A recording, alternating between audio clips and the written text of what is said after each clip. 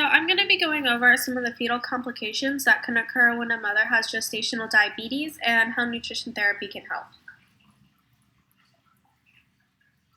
So here are just a few of the fetal complications that can occur. The newborn could have hypoglycemia, hypocalcemia, hyperbilirubinemia, respiratory distress syndrome, or they could have a preterm birth.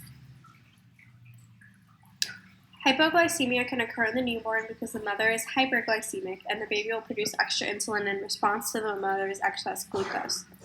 Nutrition therapy will typically include early breastfeeding or feeding formula milk.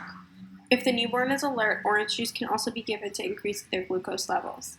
Those who are not alert and are not able to drink orally will need a nasogastric feeding tube or an IV. If left untreated, hypoglycemia in the newborn can result in neurological damage, developmental delay, personality disorder, or cardiovascular risk. There are two types of hypocalcemia that can occur in the newborn.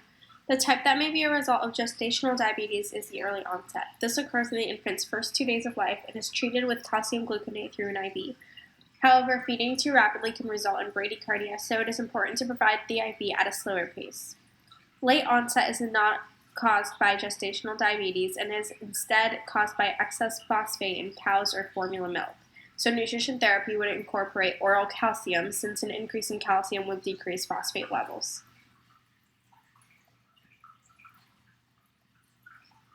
Hyperbilirubinemia can also be a fetal complication of gestational diabetes.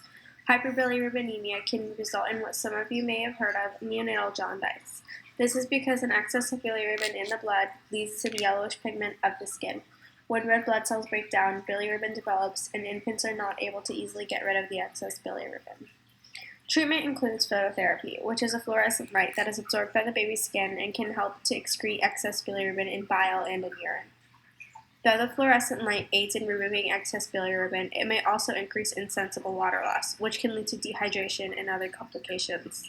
To minimize insensible water loss, it's important to monitor and maintain a normal temperature, and weight loss and urine output should also be monitored to assess for dehydration.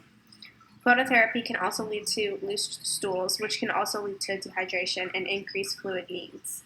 Nutrition therapy may also include milk consumption to help transport bilirubin out of the infant's body. For an infant with respiratory distress syndrome, an IV with dextrose and calcium is needed initially. After 1 to 2 days, once the infant is stable, amino acids and lipids can be added to the IV. Once the infant can be fed orally, they should be fed breast milk. Breast milk should be fed by trophic feeding, meaning it is used only to kickstart the GI system and be fed at 10 to 15 milliliters per hour. Once nutrition therapy is implemented, it's important to monitor blood glucose, electrolytes, calcium, and phosphorus levels. It is also important to monitor renal function and hydration by measuring their body weight and urine output. If preterm birth occurs due to gestational diabetes, it is important to provide nutrition therapy within the first 4 weeks of life.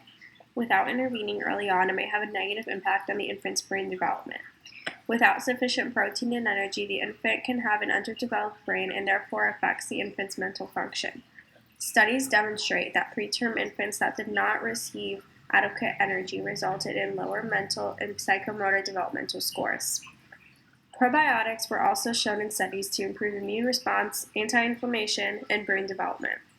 Glutamine supplementation and prebiotics were also shown to have positive effects on brain development. Glutamine showed to increase the size of white matter of the brain, the size of the hippocampus, and brainstem volumes. Prebiotic oligosaccharides are included in breast milk. Therefore, it's implied that breastfeeding immediately after birth can help the newborn's brain development. Selenium, L-arginine, which is an amino acid, and vitamin E were also considered to have a beneficial effect on brain development. Here are my references, and thanks for listening.